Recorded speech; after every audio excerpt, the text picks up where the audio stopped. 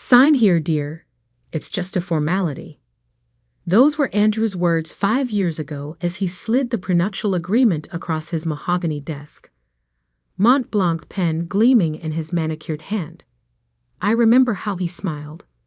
That confident, charming smile that had won me over at the charity gala where we'd met. You do trust me, don't you, Sophie? Of course I trusted him.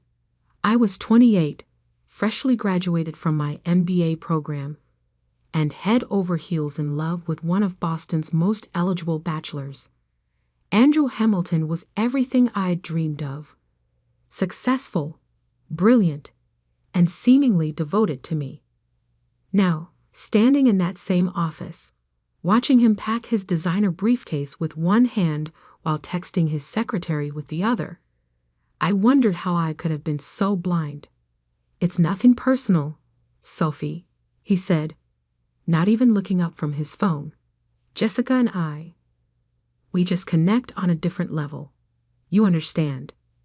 Jessica, his 23-year-old secretary who'd started working for him 8 months ago, the one he'd insisted on hiring personally, despite her conspicuous lack of qualifications. And the prenup? My voice sounded distant, even to myself. That was your plan all along, wasn't it? Now he did look up, that familiar smirk playing across his face. Smart girl, always knew you were clever. He pulled a document from his desk drawer. 1 page, very clear. In the event of divorce, you get nothing.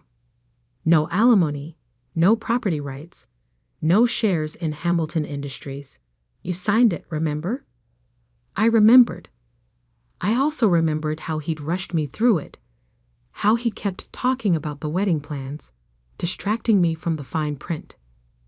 Good luck surviving, he added, shouldering his briefcase. Though I hear the library is hiring. You've always liked books, haven't you? He laughed as he walked out, leaving me alone in the office where I'd spent countless hours helping him build Hamilton Industries into what it was today. The company he'd now locked me out of with a single page of legal text. My phone buzzed. A text from Megan, my best friend, and, as luck would have it, a corporate lawyer. Just heard. Coming over now. Don't kisahin ainoiki. I sank into one of the plush office chairs, my mind racing. 5 years of marriage, of dedicating myself to Andrew's company, of putting my own career dreams on hold, all ended with a smirk and a 1-page prenup. Megan arrived like a whirlwind, her court heels clicking against the marble floors, her face flushed with anger. That bastard. I knew he was planning something when he started staying late with that Barbie doll secretary. She dropped her briefcase on the desk and pulled me into a fierce hug. Tell me everything. I did, starting with finding the texts on Andrew's iPad 2 weeks ago. Messages to Jessica about their future together. How he'd grown increasingly distant, working late, taking mysterious business trips. Then this morning's bombshell. Divorce papers delivered to my office, along with the prenup I'd signed 5 years ago. He said it's nothing personal. I finished bitterly. That Jessica understands him better. Understands his wallet. More like, Megan muttered, already flipping through the documents. Let me see this prenup he's so smug about. I handed it over, watching as her sharp eyes scanned the legal text. After a moment, she frowned. Something's off here, she said slowly. The formatting, it's not quite right. What do you mean? She held the page up to the light. See these margin marks? They don't align properly. And the page number. She pointed to a tiny 1 at the bottom. Why number a single page? My heart started beating faster. You think there's more? I think. Megan said, pulling out her phone. We need to talk to the lawyer who drafted this. Gerald Foster, according to the letterhead, And lucky for us, I know exactly where to find him. 2 hours later, we sat in Gerald Foster's cramped office in downtown Boston. He was older than I expected, with kind eyes behind wire-rimmed glasses, and a body that looked like it had seen better days. "Of course I remember the Hamilton Prenup," he said, pulling out a thick file. "Quite an interesting document, actually. One of my last cases before retirement." "Mr. Foster," Megan leaned forward, "the copy my friend was given shows only 1 page. But you're indicating there was more." The old lawyer's eyes narrowed. "1 page? That's not possible." The original document was quite extensive. Multiple pages dealing with various contingencies, particularly regarding intellectual property and company holdings. My hands started trembling. "Intellectual property?" "Yes, my dear. You see, Andrew was quite insistent about protecting his company's patents and trade secrets. But your father, clever man, your father, he insisted on adding some provisions of his own." "My father," I whispered. "But he died before the wedding. He never met Andrew." Foster smiled gently. "Oh, he met him. 3 months before his death, your father came to me. He was concerned about Andrew's reputation in certain business circles. He wanted to make sure you were protected." He turned to his computer, typing slowly with 2 fingers. "I should have the original scanned somewhere. Ah, here we go." The printer whirred to life, producing several pages. Foster handed them to me with a flourish. "Page 2 is particularly interesting. The one dealing with intellectual property theft and corporate espionage." I stared at the documents, my vision blurring slightly. There it was, page 2 of a prenup I'd never seen in its entirety. And what I read made my blood run cold. "Megan," I said quietly, "I need you to look at this. Now." She took the pages, her eyes widening as she read. "Oh my God," she breathed. "Sophie, do you know what this means?" I did. I was beginning to understand exactly what my father had done, and why Andrew had been so careful to hide these pages from me. The smug smile, the rush to get me to sign, the careful distraction. It all made sense now. "Mr. Foster," I said, my voice steadier than I felt, "I need copies of everything.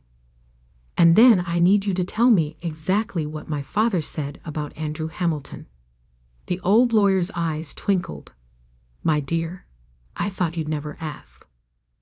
The next few hours were a crash course in corporate law and my father's foresight.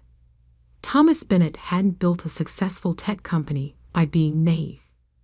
He'd seen something in Andrew that had worried him, something that had prompted him to add very specific clauses to the prenup. "Your father suspected Andrew was after more than just a marriage," Foster explained. "He'd heard rumors about corporate espionage, about stolen patents. He couldn't prove anything. But he wanted to protect me," I finished.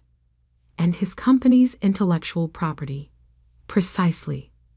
The second page of the prenup includes a clause that any intellectual property belonging to Bennett Technologies would remain solely under your control in the event of a divorce, including patents developed using Bennett Tech." Megan was practically bouncing in her seat. "Sophie, don't you see what this means? Hamilton Industries' biggest products, their whole AI division, it's all built on Bennett Technologies' original patents." I did see. I saw exactly why Andrew had hidden these pages, why he'd been so confident with his 1-page prenup. He thought he'd covered his tracks.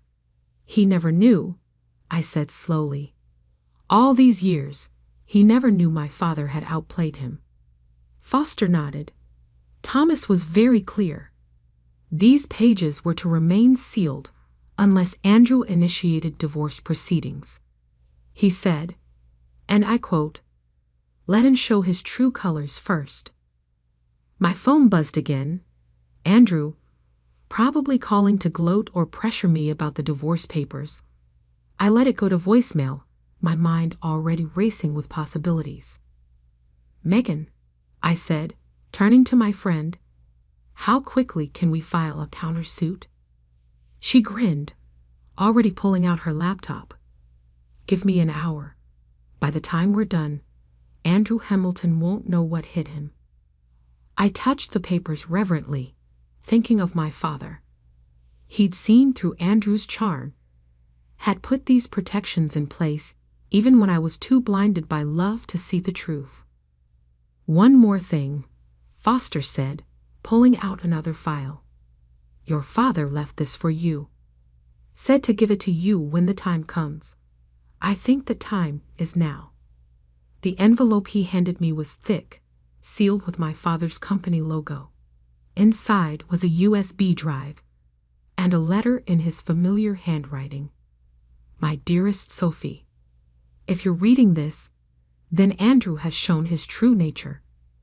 I'm sorry I won't be there to help you through this, but I've left you everything you need to protect yourself. My father's letter trembled in my hands as I continued reading. My dearest Sophie, if you're reading this, then Andrew has shown his true nature. I'm sorry I won't be there to help you through this, but I've left you everything you need to protect yourself.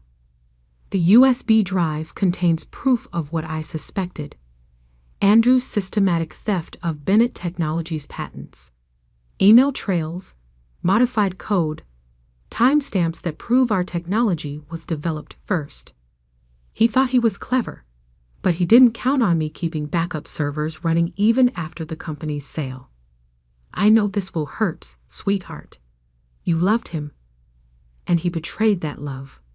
But you're stronger than you know. You're my daughter, and Bennett's don't break. We rebuild. Use this information wisely. And remember, sometimes the best revenge isn't revenge at all, but justice served cold and clean. All my love, Dad. Megan was already plugging the USB drive into her laptop, her eyes widening as she scrolled through the files. Sophie, she breathed. This is incredible. Your father documented everything. Every patent Andrew stole, every piece of code he modified. He knew, I said softly. Dad knew what Andrew was planning all along. And he left you the perfect weapon. Megan turned the laptop so I could see. Look at this.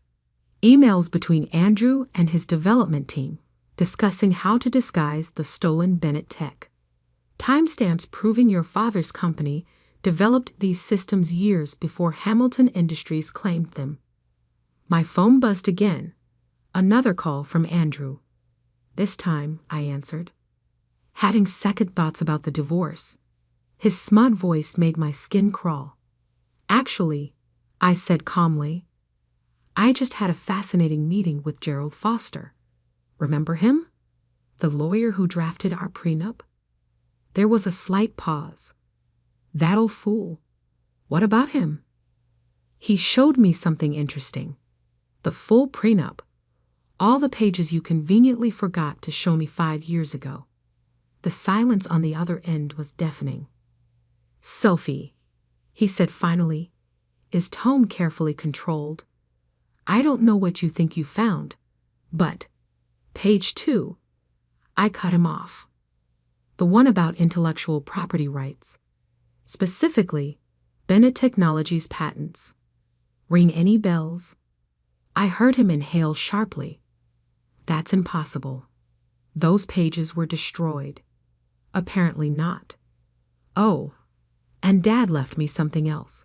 A USB drive full of proof that Hamilton Industries' entire AI division is built on stolen technology. My technology, according to the prenup you signed. You're bluffing. But I could hear the fear creeping into his voice. Am I? Check your email. Megan just sent you a sample of what we have. I'll give you an hour to call me back. I hung up, my heart pounding but my hands steady. Megan grinned at me. That was badass. He'll call his lawyers immediately, I said, starting to pace. Try to find a way around this. Let him try. Megan was already typing furiously.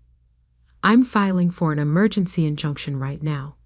By tomorrow morning, Hamilton Industries won't be able to use any of their AI systems without risking massive penalties. It took Andrew exactly 43 minutes to call back. What do you want?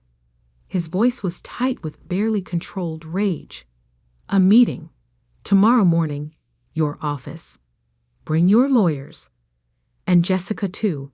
She should hear this. Fine. 9 a.m. Oh, and Andrew? Don't try anything clever. The evidence is already in safe hands. I spent that night in my home office, going through every file my father had left. The more I read, the more amazed I was at his foresight. He hadn't just documented the theft. He created a complete roadmap of how Hamilton Industries had integrated the stolen technology into their systems. By morning, I was ready. I dressed carefully in my sharpest suit. Valentino, bought with my own money from my years working before I met Andrew. The irony wasn't lost on me. Megan met me outside Hamilton Industries headquarters, alongside Gerald Foster and 2 other lawyers from her firm. Ready to take him down? I touched the USB drive in my pocket. Ready. Andrew's executive conference room was full when we arrived. He sat at the head of the table, surrounded by his legal team. Jessica was there too, looking uncomfortable in a dress that was trying too hard to be professional. Let's make this quick, Andrew said, not bothering to stand. Whatever you think you have. Oh, I know exactly what I have, I interrupted, nodding to Megan. She started distributing folders to everyone in the room. Page 1, I said clearly, is the prenup you showed me. Page 2, the one you hid, gives me full rights to any Bennett Technologies patents in the event of divorce. Pages 3 through 10 detail exactly how Hamilton Industries stole and modified those patents. Andrew's lawyers were flipping through the documents, their faces growing increasingly concerned. One of them leaned over to whisper something in Andrew's ear. This is ridiculous, he snapped. You can't prove. Actually, we can prove everything. Megan connected her laptop to the room's display screen. These are the original Bennett Technologies patents, filed 3 years before Hamilton Industries suddenly developed remarkably similar systems. For the next hour, we laid out our case methodically. The stolen code, the modified timestamps, the internal emails discussing how to disguise the theft. With each revelation, Andrew's face grew paler. Jessica watched the presentation with growing horror, finally standing up abruptly. I need to. Stay, I said firmly. You should hear this too. The company you think you're getting, it's built on theft, and it's about to come crashing down. One of Andrew's lawyers cleared his throat. Perhaps we should discuss settlement terms. No. Andrew slammed his hand on the table. I built this company. I made it what it is. You stole what my father built. I corrected him. And now you have a choice. Either we do this the easy way, or we let the FBI's corporate fraud division handle it. Dad sent them copies of everything, too. The room erupted in chaos. Lawyers huddling together, Andrew shouting about betrayal, Jessica slipping quietly out the door. Finally, Andrew's lead lawyer spoke. What are your terms? I pulled out another document, one I'd prepared last night. Full control of Hamilton Industries' AEI division. It goes back to Bennett Technologies, which I still own. You keep the rest of the company, but you license our technology legally from now on. And I smiled coldly. I want a public statement acknowledging where the technology really came from. You can't be serious, Andrew sputtered. That division is worth billions. It was worth billions when my father developed it too, I said quietly. Before you stole it. The negotiations took hours.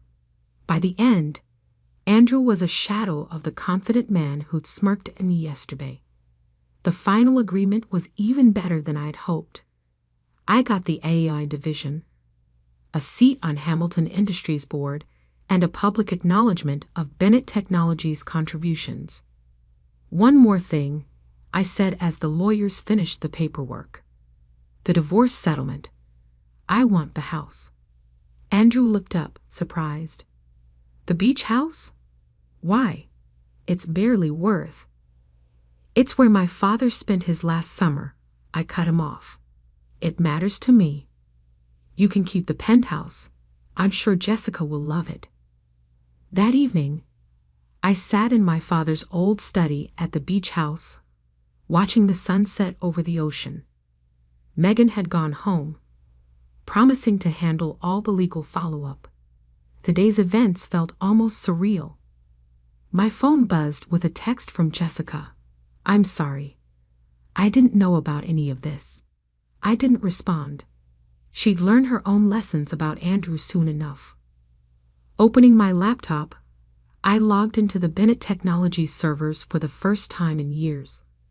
The familiar interface welcomed me home, and I could almost hear my father's voice guiding me through the code like he used to. Another text came through, this one from Andrew. You'll regret this. You have no idea how to run a tech division. I smiled, thinking of all the nights I'd spent learning coding from my father, all the summers interning at Bennett Technologies before I met Andrew. He'd never bothered to ask about my background in tech. He just assumed I was another pretty face with a business degree. The next few weeks were a whirlwind of transitions. The press had a field day with the story. Hamilton Industries' AEI division returns to original innovator's daughter. Andrew's reputation in the business world was in shambles, and Jessica had already moved on to greener pastures. I threw myself into rebuilding Bennett Technologies, discovering that I remembered more of my father's lessons than I'd realized. The team welcomed me warmly, many of them old employees who'd worked with Dad. 1 month after the takeover, I stood in front of Bennett Technologies' headquarters, now restored to its former glory. The sign above the door gleamed in the morning sun. Bennett Technologies, innovation with integrity. My phone buzzed, a message from Megan. Andrew's trying to salvage what's left of Hamilton Industries. Apparently, their stock is tanking without the AEI division. Need any new clients? I laughed, tucking the phone away. Let him struggle. I had more important things to focus on. That evening, I visited my father's grave, placing fresh flowers by the headstone. You knew, I said softly. You knew he tried to take everything, so you made sure I had what I needed to take it back. The wind rustled through the trees, and I could almost hear his response. Bennett's don't break. We rebuild. As I drove back to the beach house, I thought about everything that had happened. Andrew had thought he was destroying me, but he'd actually set me free. Free to reclaim my father's legacy, free to prove what I was capable of. My father's letter sat framed on my desk now, a daily reminder that sometimes the best revenge isn't revenge at all. It's justice, served exactly when it needs to be. The next morning, as I walked into my office at Bennett Technologies, my assistant handed me the latest market reports. Our stock was soaring. New clients were lined up for meetings, and the tech blogs were buzzing about our upcoming innovations. Oh, and Ms. Bennett? She added with a smile. Mr. Hamilton's office called. They want to discuss licensing terms for some of our new patents. I smiled, settling into my chair. Tell them to send a proposal. And Sarah? Make sure they know our terms are non-negotiable. Looking out over the city skyline from my office, my father's old office, I felt a deep sense of peace. Andrew had tried to take everything from me, thinking I was just a naive girl he could manipulate. Instead, he'd given me back everything I was meant to have all along. Sometimes I mused, the best hidden pages are the ones written in our own hearts, just waiting for the right moment to be revealed.